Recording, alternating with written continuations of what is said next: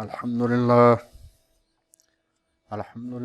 नहमदुहु व नस्तईनुहु व नस्तगफिरुहु व नु'मिनु बिही व नतवक्कलु अलैहि व नऊज़ु बिल्लाहि मिन शुरूरि अनफुसिना व मिन सय्यिआति अअमालिना मन यहदिहिल्लाहु फला मुज़िल्ल लहु व मन युज़लिलहु फला हादिय लहु व अशहदु अल्ला इलाहा इल्लल्लाह वहदहु ला शरीक लहु व अशहदु अन्ना मुहम्मदन अब्दुहु व रसूलुहु सल्लल्लाहु अलैहि व आलिहि वसल्लम। अऊज़ु बिल्लाहि मिनश शैतानिर रजीम। बिस्मिल्लाहिर रहमानिर रहीम। या अय्युहल्लज़ीना आमनुत्तक़ुल्लाह हक़्क़ तुक़ातिही व ला तमूतुन्ना इल्ला व अंतुम मुस्लिमून। अम्मा बाद फ़इन्न खैरल हदीस किताबुल्लाह व खैरल हदी हदी मुहम्मद सल्लल्लाहु अलैहि व आलिहि वसल्लम व शर्रल उमूरि मुहदसातुहा व कुल्लु मुहदसतिन बिदअह व कुल्लु बिदअतिन ज़लालह व कुल्लु ज़लालतिन फिन्नार। सूरह आल इमरान तीसरी सूरत, उसकी आयत नंबर 102 मैंने पढ़ी है। अल्लाह पाक ने फरमाया कि मोमिनो अल्लाह से डरो जैसा कि उससे डरने का हक है, और तुम्हारी मौत जब आए तो उस वक्त तक को मुसलमान ही रहना। ये उन आयात में से है जो खुतबा निकाह में पढ़ी जाती है। तो इसमें अल्लाह पाक ने फरमाया कि अल्लाह से डरो, यानी अल्लाह ताला की अज़मत हर वक्त ज़हन में रहे और उस अज़मत के पेशे नज़र तुम गुनाह से बचते रहो और सारी ज़िंदगी इस्लाम पर ज़िंदा रहना, और ऐसा हो कि मौत भी तुम्हें इस्लाम पर ही आए। क्योंकि ये सब मज़ाहब का ये कहना है कि इनाम उसी को मिलेगा जो आखिर तक वफ़ादार रहा, जो आखिर तक अपने ईमान पर कायम रहा, सिर्फ वही उनमें से गिना जाएगा। और ये किसी आदमी को कोई दावा नहीं है कि उसका आखिरी वक्त कैसा होगा, या इसी वजह से किसी भी काफिर, नामजद काफिर को हम नहीं कह सकते कि ये दोज़ख में जाएगा, क्योंकि हमें नहीं मालूम आखिरी वक्त में उसका क्या हाल था। ओवरऑल कह सकते हैं कि काफिर दोज़ख में जाएंगे, किसी नामजद को नहीं कह सकते, क्योंकि जो आखिरी टाइम है ना, वला तमूतुन्ना, जब तुम्हारी मौत आए तो उस वक्त उसका क्या हाल था, इसी तरह ना किसी मुसलमान को कह सकते हैं वो जन्नती है नाम लेके। ये कहेंगे कि मोमिन जन्नत में जाएंगे बस, क्योंकि आखिरी वक्त क्या हाल था उसका ये सिर्फ अल्लाह को मालूम। और ये इतना नाजुक मामला है कि एक डॉक्टर साहब की ईमेल एक दफ़ा वायरल हुई थी कि 2005-06 की बात है। वो कहते हैं कि मेरी ड्यूटी रूटीन में लगी निश्तर हस्पताल मुल्तान की एमरजेंसी में, मतलब वहाँ पर ड्यूटी करते थे तो बारी बारी डॉक्टरों की ड्यूटियाँ बदलती हैं।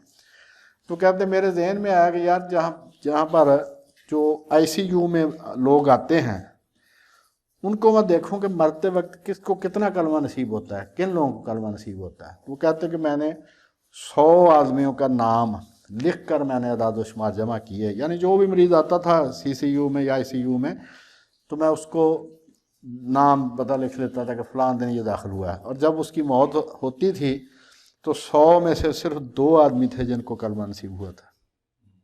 लिहाजा ये इंतहाई नाजुक मामला है। और कहते कि बाकी कोई कह रहा था मरते वक्त मेरे कारोबार का क्या बनेगा, कोई कहता था मेरे बच्चों का क्या बनेगा, कोई कुछ कहता था कुछ कहता था। तो हजरत फरमाते थे मौलाना रहमतुल्लाह अलैह कि दुखूले जन्नत तक कोई गारंटी नहीं किसी की भी, जब जन्नत में दाखिल हो जाएंगे फिर खैर ही खैर। तो अल्लाह पाक ने फरमाया कि मोमिनो अल्लाह से डरो जैसा कि उससे डरने का हक है, और तुम्हें मौत ना आए इस हालत में, सिवाय इस हालत में कि तुम मुसलमान हो। आगे फरमाया वातसिमू बिहब्लिल्लाहि जमीअन वला तफर्रकू। अल्लाह पाक ने फरमाया और सब मिलकर अल्लाह की रस्सी को मजबूती से पकड़े रहना और मुंतशिर ना होना, फिरके फिरके ना होना। अल्लाह की रस्सी से मुराद कुरान मजीद, इस पर पाबंद रहना। अगर इस पर तुम अमल करते रहोगे, इसकी पैरवी करते रहो तो फिर انشاءاللہ خیر ہے، ورنہ تم گروہ در گروہ ہو جائے گا۔ آپ دیکھیں گے اب گروہ در گروہ ہو چکے ہیں سارے، کوئی مذہب ایسا نہیں ہے جس میں گروپ بندی نہیں ہے۔ ایک مذہب کے جو مختلف مسلک ہیں ان میں پھر آگے گروپ بن گئے۔ تو اللہ پاک سے دعا ہے کہ اللہ پاک ہمیں اتحاد نصیب فرمائے سب کو، اور فرمایا اور اللہ کی اس مہربانی کو یاد کرو جب تم ایک دوسرے کے دشمن تھے تو اس نے تمہارے دلوں میں محبت ڈال دی۔ یہ کس کو خطاب ہے؟ مدینے والوں کو۔ مدینہ میں دو بڑے قبیلے تھے، اوس اور خزرج، انصار کے، باقی تو یہودی قبیلے بھی تھے وہاں پر۔ تو اوس اور خزرج جو تھے رسول کریم علیہ السلام کے وہاں جانے تک، یعنی آپ کی ہجرت سے پہلے تک ان میں 1700 لڑائیاں ہو چکی تھی، صدیوں سے وہ لڑ رہے تھے آپس میں، اور اتنا اس معاملے میں ان کے جذبات مشتعل تھے کہ کوئی آدمی کوئی پرانی جنگ کی بات چھیڑتا اسی وقت تلوار نکلاتی۔ تو حضور جب تشریف لے گئے ہیں تو سارے مسلمان ہو گئے اور اس کی برکت سے سارے بھائی بھائی بن گئے۔ تو اللہ پاک نے فرمایا کہ یہ اللہ تعالیٰ کی مہربانی ہے کہ تم ایک دوسرے کے دشمن تھے تو اس نے تمہارے دلوں میں محبت ڈال دی، آپس کی محبت، اور تم اس کی مہربانی سے بھائی بھائی ہو گئے، ورنہ تم آگ کے گڑھے کے کنارے پہنچ چکے تھے، یعنی مکمل تباہی تمہارا نصیب بن چکی تھی، تو تم کو اللہ نے بچا لیا۔ اس طرح اللہ تم کو اپنی آیتیں کھول کھول کر سناتا ہے تاکہ ہدایت پاؤ۔ کس سے؟ قرآن مجید سے۔ یہ کس برکت سے ہوا سارا؟ رسول اللہ کی برکت سے، قرآن مجید کی۔ قرآن مجید لکھی ہوئی عبارت ہے، رسول اللہ چلتے پھرتے قرآن تھے، یعنی دونوں قرآن ہی تھے۔ آپ زندہ قرآن تھے، یہ قرآن مجید لکھی ہوئی عبارت ہے۔ تو اللہ پاک نے فرمایا کہ میری مہربانی ہے کہ تم دونوں بھائی بھائی بن گیا قبیلے، ورنہ اتنی زیادہ دشمنی تھی کہ جس کی 1700 لڑائیاں کہنے کی بات ہے۔ پھر فرمایا کہ تم میں ایک جماعت ایسی ہونی چاہیے جو لوگوں کو نیکی کی طرف بلائے اور اچھے کام کرنے کا حکم دے اور برے کاموں سے منع کرے، یہی لوگ ہیں جو نجات پائیں گے۔ کون سے؟ جو لوگ نیکی کی طرف بلاتے رہیں لوگوں کو، برائی سے منع کرتے رہیں، یہی لوگ نجات پائیں گے۔ تو اس کے بارے میں جو اس آیت 104 نمبر یہ آیت ہے، اس کے بارے میں جو حضرت رحمۃ اللہ علیہ نے اس کی تشریح فرمائی تھی، وہ ذرا پڑھ دوں، پھر اگلی آیات کی بات کرتے ہیں۔ تم میں ایک ایسی جماعت ہونی چاہیے جو لوگوں کو نیکی طرف بلائے اور اچھے کام کرنے کا حکم دے اور برے کاموں سے منع کرے۔ یہ تفسیر ہے حضرت کی رحمۃ اللہ علیہ۔ آپ فرماتے تھے کہ حق بات، خیر کی بات، کب خیر کی بات کہلائے گی؟ کس چیز کو، کس بات کو ہم حق کی بات، خیر کی بات کہہ سکتے ہیں؟ وہ کون سی؟ پہلی اس میں شرط یہ ہے کہ وہ بات بذات خود حق ہو۔ ایسا نہ ہو کہ جھوٹ کو ہی حق کا نام دے کے تو آدمی چلاتا پھرے۔ پہلی بات یہ کہ وہ بات جو کہنے جا رہے ہو وہ خود حق ہو، سچ ہو، وہ خیر کی بات ہو۔ دوسرا یہ کہ کہنے کا طریقہ حق ہو، یعنی کہے بھی اچھے طریقے سے۔ پھر فرمایا کہ کہنے والے کی نیت حق ہو، یعنی مقصد صرف رضائے الہی اور دوسرے آدمی کی خیر خواہی ہو۔ آپ دیکھیں گے معاشرے میں پریکٹیکلی آپ دیکھیں گے کہ 3 قسم کے رویے یا پیچھے اس کے خیالات ہوتے ہیں جب آدمی بات کرتا ہے۔ نمبر 1 ہوتی ہے صرف آگ لگانے کے لیے، اس آدمی کا رویہ اور ہوتا ہے، یعنی اس کا کام صرف شرارت کرنا، کر کے اس نے ایک طرف ہو جانا، لوگ لڑتے مرتے رہیں گے۔ دوسرا رویہ ہوتا ہے صرف نمبر بنانا، کہ جی فلاں آدمی کہیں جی بہت ہی واعظ نصیحت کرتا ہے فلانا۔ اور تیسرا ہوتا ہے سچے دل سے۔ اس کی کیا نشانی ہے؟ اس کا مقصد صرف خدا کو خوش کرنا ہو اور دوسرے آدمی کی خیر خواہی ہو۔ جب آدمی کسی کی خیر خواہی کی بنیاد پر بات کرتا ہے تو اس میں 2 چیزیں ہوتی ہیں۔ سب سے پہلے وہ اس سے ادب سے بات کرتا ہے۔ جب بھی آپ نے کسی سے بات کرنی ہے اس سے ادب سے، احترام سے بات کریں گے، چاہے بڑا ہے چاہے چھوٹا ہے، تب ہی وہ سنے گا، ورنہ ہمارا کوئی متحد نہیں ہے، نہ کوئی ہمارا ملازم ہے کہ جیسے ہم روب سے سنائیں وہ سن لیں۔ اگر کسی آدمی کے پاس طاقت ہے، روب ہے، تو اس کی بات وہ سن تو لے گا لیکن دل سے نہیں مانے گا۔ کب مانے گا؟ جب پیار سے، محبت سے، ادب احترام سے اس کو بات کی جائے۔ پھر یہ کہ بات اس لیول پر آ کے کی جائے کہ اس کو سمجھ آ جائے. ایسا نہ ہو کہ وہ اپنی گرامر اس میں گھسیٹتا رہے، مشکل الفاظ بولے، نہ اس بیچارے کو سمجھ آئے، پھر اس کو تو ہدایت پر ہی نہیں آتا. بھائی اس کو بات اس طریقے سے سمجھاؤ کہ اس کی سمجھ میں آ جائے سلیس آسان زبان میں. سب سے پہلے احترام، اس میں کوئی اس پر طنز نہ ہو، کوئی اس پر کسی قسم کی بات نہ کریں. تو جب بھی آپ اس سے پیار سے بات کریں گے وہ آپ کی بات سنے گا. یہ آج کل لڑکے وہ پہنتے ہیں زیور وغیرہ کئی کچھ ہی پہنتے ہیں. تو ایک دن مسجد میں ادھر نماز کا ٹائم تھا عصر کا، تو میں نے ایک لڑکے کو دیکھا، اس نے وہ اس کلائی میں پہنا ہوا ہے، گلے میں پہنا ہوا ہے. تو میں نے کہا نماز فرض پڑھ کے تو میرے پاس ہی کھڑا تھا، میں نے کہا بیٹا ذرا بات سن کے جانا. بعد میں نے اس سے پوچھا کہ بیٹا کیا کرتے؟ اس نے کہا جی میں یہ جو ہے نا فاسٹ فوڈ، اس کی ریڈی پر کام کرتا ہوں میں نے کہا بیٹا مرد کے گلے میں ایسی چیزیں اچھی نہیں لگتی، یہ عورتوں کے کام ہیں سارے. اس کے بعد اس نے نہیں پہنا، حالانکہ وہ بالکل نوجوان بچہ ہے جو کسی کی سنتے ہی نہیں. جب بھی آپ کسی سے ادب، احترام، پیار سے بات کریں گے وہ آپ کی بات سنے گا، اور بات وہ کریں جو اس کی سمجھ میں آ جائے. ایسا نہ ہو کہ آپ اپنے لیول پر جا کے بات کریں اس کو سمجھ ہی نہ آئے. تو حضرت نے فرمایا کہ یہ جو فرمایا نا یدعون الی الخیر، خیر کی طرف بلانے والی ایک جماعت ہو. خیر سے مراد یہ کہ وہ بات بھی خیر ہو، اس کے کہنے کا طریقہ اچھا ہو، اور کہنے والے کی نیت بھی خیر ہو، یعنی سوائے خدا کو خوش کرنے کی اس کی کوئی نیت نہ ہو، اور اس کی خیر خواہی. جب آدمی کسی کی خیر خواہی کرتا ہے تو اس سے ادب، احترام اور اس کے مرتبے کے ساتھ اس کے ساتھ بات کرتا تاکہ وہ اس کی بات سن لے. آگے حضرت نے فرمایا مولانا اسحاق رحمۃ اللہ علیہ کہ امر بالمعروف اور نہی عن المنکر عوام کا کام نہیں ہے. کسی بھی ملک میں صرف ایک محکمہ ہے جس کا یہ حق ہے، جس کا یہ اختیار ہے، وہ ہے پولیس. اگر پولیس کسی ملک کی اس کام پر آ جائے کہ انہوں نے اچھے کاموں کا حکم دینا ہے، برے کاموں سے منع کرنا، تو ان سے بڑا ولی اللہ کوئی نہیں ہوگا. کیونکہ یہ اختیار صرف پولیس کا ہے کہ وہ اچھے کاموں کا حکم دے، اور جو اعلیٰ ترین درجہ ہے ایمان کا، ہاتھ سے روکنا، وہ صرف ان کا اختیار. زبان سے سمجھانے کا کام عام آدمی بھی کرے، یعنی زبان سے آپ پیار سے سمجھائیں اس کو، مگر طاقت استعمال کرنا عوام کے لیے غلط ہے. اگر دوسرا طاقتور ہوگا تو وہ منع کرنے والے کو مار بھی سکتا ہے، جان سے مار دے وہ. دوسرا، اگر طاقت استعمال کریں گے بات سمجھانے کے لیے تو اس سے فائدہ نہیں ہوگا، ملک میں انتشار پھیل جائے گا. لہٰذا نیکی کی دعوت دینا یہ تو سب مسلمانوں کا کام ہے، مگر امر بالمعروف اور نہی عن المنکر میں لفظ امر حکم کا مترادف ہے. امر حکم کو کہتے ہیں، حکم دینے کے لیے طاقت اور اقتدار چاہیے. یہ کام صرف حکومت کر سکتی ہے، اور حکومت میں سے بھی صرف ایک محکمہ جس کے پاس یہ اختیار ہے وہ ہے پولیس.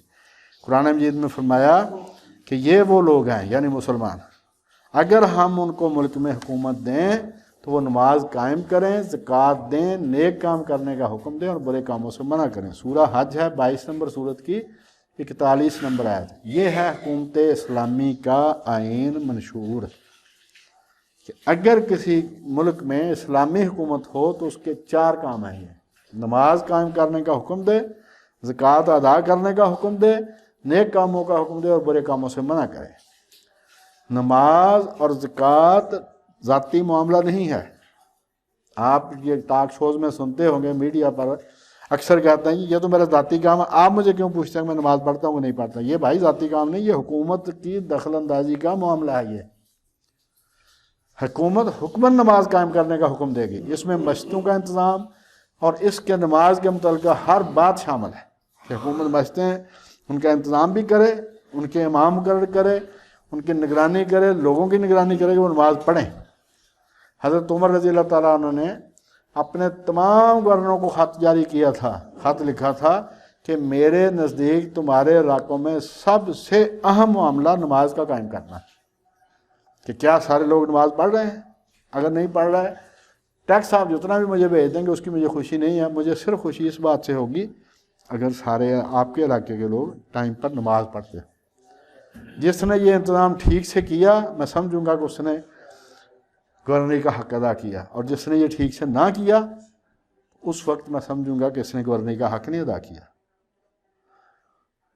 تو جس طرح قومی ترانے کے وقت ساری ٹریفک رک جاتی ہے، ویسے ہی اذان ہو تو سارے کام بند ہو جانے چاہیے، سب نماز ادا کریں، ایک ہی اذان ہو اور ساری قوم ایک ہی دفعہ سجدے میں گر جائے۔ یہی نہیں بات مان رہا علماء۔ ہر حکومت نے ٹرائی کی ہے پاکستان میں کہ کوئی ایک ٹائم کسی ایک شہر میں نماز کا ہو جائے، نہیں۔ کیوں؟ جب ایک ٹائم پہ نماز پڑھیں گے اپنی شناخت میں فرق آتا ہے، جب شناخت میں فرق آتا ہے تو مریض بدزن ہوتے ہیں، جب مریض بدزن ہوتے ہیں تو چندوں میں فرق آتا ہے۔ اصل مسئلہ ہے صرف یہ کہ میرے گاہک بھاگ جائیں گے۔ اگر سارے مولوی یہ کہنا شروع کر دیں کہ سارے مسلمان بھائی بھائی ہیں، ان میں سے کوئی بھی غلط نہیں ہے، تو مولوی صاحب کی لینڈ کروزر تو پہلے دن ہی بک جائے گی۔ یہ ہے مسئلہ اصل۔ پھر فرمایا کہ حکومت زکوٰۃ کا نظام قائم کرے گی اور پوری قوم کو روٹی کپڑا اور مکان دے گی، اور ساری حکومت سارے اچھے کام حکمن کروائے گی، اور حکومت ساری طاقت سے برے کام روک دے گی۔ اسلامی حکومت کا مقصد ہی باتوں کا انتظام کرنا اور برائیوں کو مٹانا ہے۔ حضرت امام جعفر صادق رضی اللہ تعالیٰ عنہ سے پوچھا گیا کہ کیا امر بالمعروف اور نہی عن المنکر، اچھے کام کرنے کا حکم دینا، برے کاموں سے حکمن روکنا، طاقت سے روکنا، کیا یہ عام آدمی کا کام ہے، تمام امت پر واجب ہے؟ آپ نے فرمایا نہیں۔ پوچھا گیا کیوں؟ فرمایا یہ اس کی ذمہ داری جس کے پاس طاقت ہو، جس کی بات مانی جاتی ہو، اور جو اچھے اور برے کاموں کا جاننے والا ہو۔ پوچھا گیا یعنی خود عالم ہو، کمزور لوگوں پر یہ فرض عائد نہیں ہوتا۔ تو اس کی دلیل یہی آیت ہے کہ تم جس میں فرمایا کہ تم مسلمانوں میں ایک ایسی جماعت ہونی چاہیے جو لوگوں کو حق کی طرف بلائے، اچھے کام کرنے کا حکم دے، برے کاموں سے روکے۔ یہ حکم خاص لوگوں کے لیے، عام لوگوں کے لیے۔ یہ حوالہ ہے ہاشم بحرانی کی تفسیر ہے، شیعہ عالم کی تفسیر البرہان، جلد نمبر 1 کا صفحہ 307 اور 308۔ حضرت امام جعفر صادق نے فرمایا کہ یہ عام آدمی کا کام نہیں۔ اگر عام آدمی کریں گے کہ ہر آدمی دوسرے کو طاقت سے روکنا شروع کر دے تو ملک میں افراتفری پھیل جائے گی، اور سب سے بڑا نقصان دہ کام کسی ملک میں افراتفری ہے۔ کفر کی حکومت سے وہ نقصان نہیں ہوتا، ظالم حکومت سے وہ نقصان نہیں ہوتا جو افراتفری، اس میں تو لوگ سارے ایک دوسرے کو قتل کر دیں گے، کسی کا کچھ بھی نہیں بچے گا۔ لہذا یہ افراتفری سے بچنا ہے۔ یہ جن کا کام ہے، جن کے پاس طاقت ہے، وہی امر بالمعروف اور نہی عن۔ عام آدمی دل سے برا جانے، دو پہلے درجے جو ہیں، دل سے برا جانے، زبان سے اس کو پیار سے سمجھا دے، نہیں کو مانتا تو نہ سے۔ پھر فرمایا کہ 105 نمبر آیت میں ان لوگوں کی طرح نہ ہو جانا جو فرقے ہوگا، جنہوں نے گروپ بنا لیے اور واضح حکم آنے کے بعد ایک دوسرے سے اختلاف کرنے لگے۔ یعنی یہ نہیں ہوتا کہ ان کو غلط فہمی ہوتی ہے، صرف یہ کہ جو کاریگر ہیں ان کو پتہ ہے کہ جب ہم الگ فرقہ بنائیں گے تو ہماری طاقت بنے گی، جب ہماری طاقت بنے گی تو مرید آئیں گے، جب مرید آئیں گے تو پیسہ آئے گا۔ ایک کتاب ہے چھوٹی سی، ملتی بھی ہے وہ عام، 40 رولز آف پاور، طاقت کے 40 گور، کہ طاقتور آپ نے بننا تو ان کے مختلف 40 اس نے طریقے بتائے، امریکی مصنف ہے۔ ان میں سے ایک کیا ہے؟ اس نے کہا اپنا الگ فرقہ بنا لو۔ یعنی یہ جو فرقہ بنانے والے ہیں، گروپ بنانے والے، وہ بیوقوف نہیں ہیں، وہ بہت بڑے کاریگر ہیں۔ جو دنیا کی ٹاپ کی یونیورسٹیاں سمجھاتی ہیں نا، ان سے زیادہ یہ سمجھدار ہیں لوگ۔ وہاں پر کروڑوں روپے خرچ کے بعد سمجھ میں آتی ہے، ان کو پہلے ہی پتا ہے کہ اگر ہم نے اپنا گروپ الگ بنایا تو ہمارے پیسے آئیں گے۔ آپ دیکھ لیں، جو بھی ناراض ہو گئے، جس نے اپنا مسجد مدرسہ الگ کیا ہے، لاکھوں کروڑوں شروع ہو گئے آنے۔ 4 شادیاں، 18 بچے، بچوں کے نام بھی نہیں آتے، اور ایک ون زندگی کو گزار رہے ہیں۔ اگر وہی آدمی سب میں آگے مل جائیں تو پڑوسی بھی نہ جانے کہ یہ آدمی کون ہے۔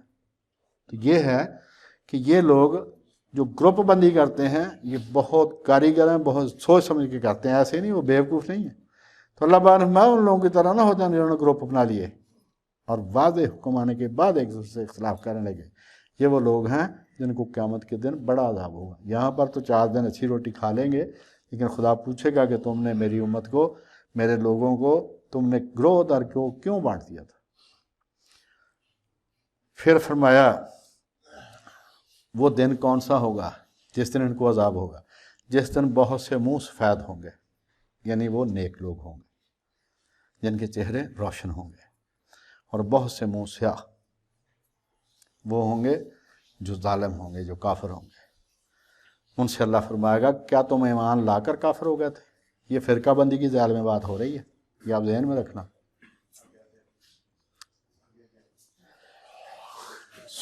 اب اس کفر کے بدلے میں عذاب کے مزے چکھو۔ جنہوں نے لوگوں کو فرقوں میں بانٹا، ان کو غلط راہ پر چلایا، وہ لوگ آپس میں لڑتے مرتے رہے۔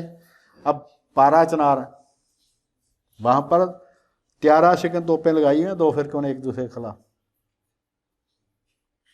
دیوبندیوں کا ایک ہی گروپ ہے، دیوبندی گروپ، اسی میں حیاتی اور مماتی باقاعدہ راکٹ لانچر مارتے ہیں ایک دوسرے پر، ایک ہی گروپ ہے۔ تو بھائی یہ ہے فرقہ بندی کا نقصان کہ دوسرے کو ثواب سمجھ کے قتل کرتے ہیں۔ یہ جو شیعہ سنی لڑائی رہی ہے 1990 سے لے کر یہ 2000 تک 10 سال رہی ہے، اس میں یہی تھا کہ جنگ میں بس داخل ہوتی تھی، بس روک کے پوچھتے تم شیعہ کو سنی ہو، شناختی کارڈ دیکھ کے گولی مار دیتے تھے۔ اللہ اللہ، خیر چلا وہ پیٹتا رہتا یار میرا نام تو ٹھیک ہے، یہ شیعوں والا ہے وہ سنی نہیں، گولی مار دیتے تھے، عیسائیوں کو چھوڑ دیتے تھے۔ یہ ہے فرقہ بندی۔ اللہ پاک نے فرمایا یہ وہ لوگ ہیں جن کو قیامت کے دن بہت سخت عذاب ہوگا، جس دن بہت سے منہ سفید ہوں گے، بہت سے منہ سیاہ ہوں گے۔ تو جن لوگوں کے منہ سیاہ ہوں گے اللہ ان سے پوچھے گا کہ کیا تم ایمان لا کر کافر ہو گئے تھے؟ سو اب اس کفر کے بدلے میں عذاب کے مزے چکھو۔ اور جن لوگوں کے منہ سفید ہوں گے وہ اللہ کی رحمت کے باغوں میں ہوں گے اور ان میں ہمیشہ رہیں گے۔ یہ اللہ کی آیات ہیں جو تم کو صحیح صحیح پڑھ کر سناتے ہیں۔ کون؟ رسول کریم علیہ السلام۔ اور اللہ اہل علم پر ظلم نہیں کرنا چاہتا۔ اللہ تو کسی پر ایک ذرہ برابر ظلم نہیں کرتا، اور جو کچھ آسمانوں میں ہے، جو کچھ زمین میں ہے، سب کچھ اللہ ہی کا ہے، اور سب کاموں کا انجام اللہ ہی کی طرف ہے، سب کچھ اسی کی طرف واپس چلا جائے گا۔ حضور علیہ السلام کی ایک دعا میں آتے ہیں، کسی بھی چیز کے بارے میں آپ فرماتے تھے اللہم من کا وبے کا والا کا وائلیک، اے اللہ یہ چیز تو نے دی ہے، تیرے ہی سہارے یہ میرے پاس ہے، اگر تیرا حکم نہ ہو تو یہ مجھ سے چھن جائے، والا کا تو میں تیری ہی مرضی کے مطابق اس کو استعمال کروں گا، وائلیک اور آخر میں نے مر جانا، یہ چیز پھر تیری رہ جانی۔ تو سب کچھ ہے خدا ہی کا۔ تو اللہ پاک نے فرمایا کہ مومنوں جتنی امتیں پیدا ہوئی ہیں تم ان میں سے سب سے بہتر ہو، وجہ تم نیک کام کرنے سے کہتے ہو اور برے کاموں سے منع کرتے ہو۔ حضرت معاویہ بن حیدہ رضی اللہ تعالیٰ عنہ صحابی ہیں، ان کی حدیث ہے اس میں مسند احمد میں، انہوں نے فرمایا کہ اس امت کو دوسری امت کو نسبت 70 گنا درجہ دیا گیا ہے، لیکن کن کو؟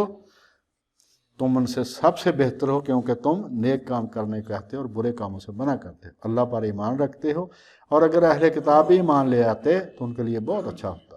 ان میں بھی ایمان لانے والے ہیں مگر تھوڑے ہیں، اور اکثر ان میں سے نافرمان ہیں۔ اور اللہ پاک نے فرمایا کہ ان کافروں سے ڈرنا نہیں تم نے، یہ تمہیں ذرا سی تکلیف کے سوا کوئی نقصان نہیں پہنچا سکیں گے، اگر تم سے لڑیں گے تو پیٹھ پھیر کر بھاگ جائیں گے، پھر ان کو کہیں سے بھی مدد نہیں ملے گی۔ یہ کن کے بارے میں؟ صحابہ کرام کے بارے میں، ہمارے بارے میں نہیں ہے۔ ہمیں تو صرف ٹیلی فون آتا ہے، ہم مان جاتے ہیں ٹھیک ہے جی، ہمارے بارے میں نہیں ہے، یہ مومنوں کے بارے میں ہے۔ پوری دنیا کی فوجیں، پوری دنیا کی ٹیکنالوجی، بہترین ٹیکنالوجی، سارا کچھ، پہلے کہتے تھے کہ 40,000 طالبان ہیں، پھر کہتے تھے 18,000 طالبان ہیں، اب کہتے ہیں کہ ٹوٹل 10,000 تھے، جنہوں نے 20 سال ان کو مقابلہ کیا اور ان کو روانہ کر دیا۔ کیا؟ کہ جو آدمی کمیٹڈ ہوتا ہے۔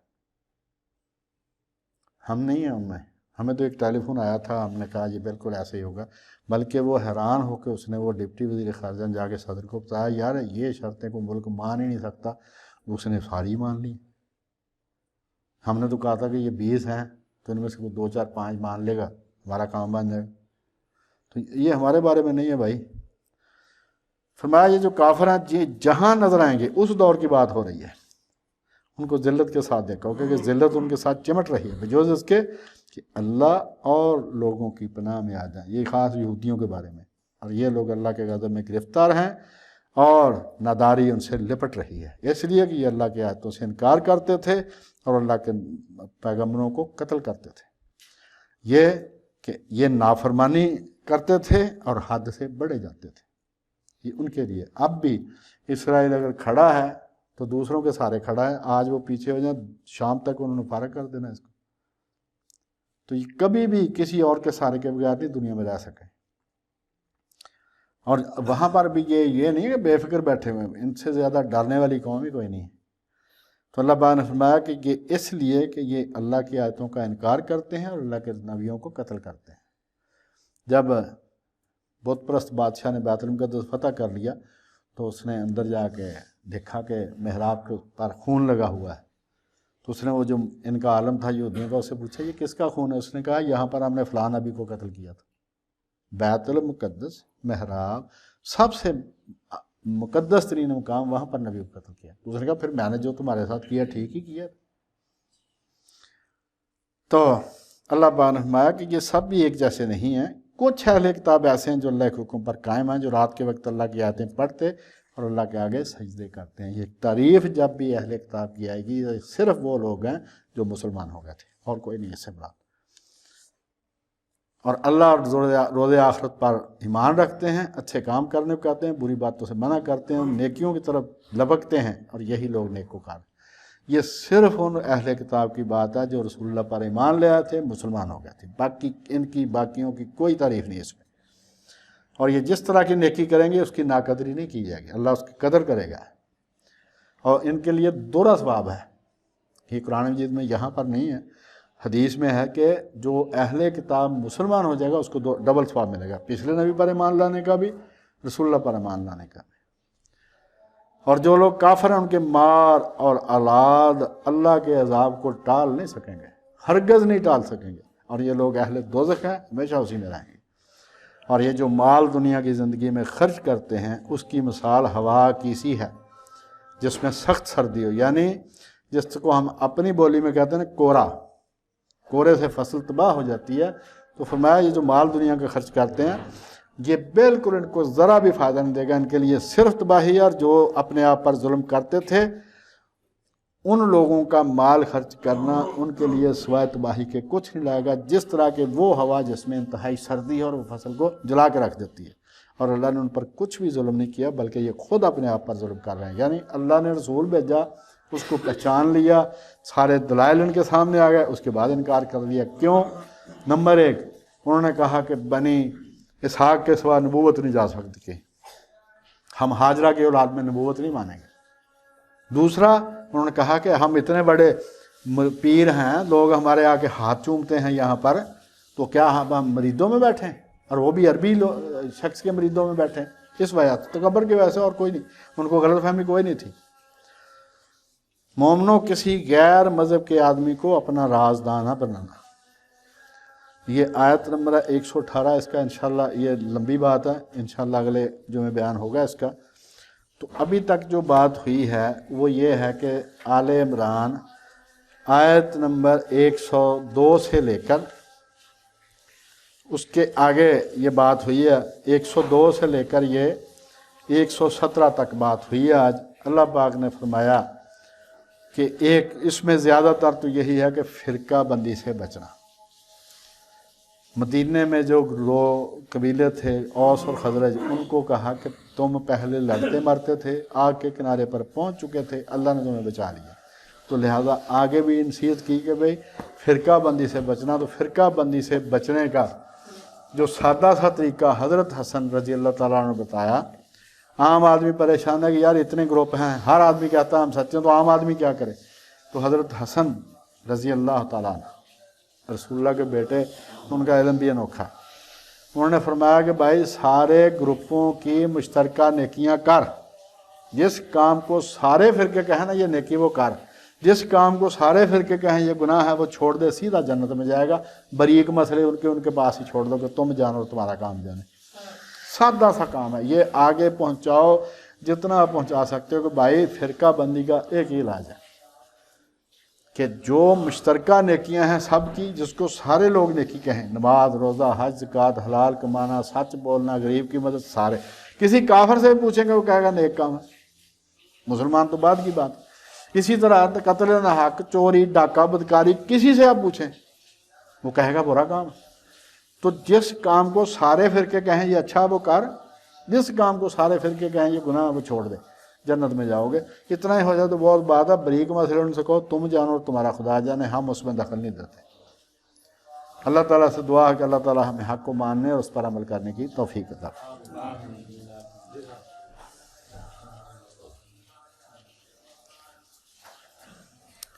الحمدللہ رب العالمین الرحمن الرحیم. اللہم صلی علی سیدنا محمد وعلی آل سیدنا محمد صلاۃ تنجینا بہا من جمیع الاحوال والآفات وتقضینا بہا جمیع الحاجات وتطہرنا بہا من جمیع السیئات وترفعنا بہا عندک اعلی الدرجات وتبلغنا بہا اقصی الغایات من جمیع الخیرات فی الحیات و بعد الممات. سبحان ربک رب العزت عما یصفون وسلام علی المرسلین والحمد للہ.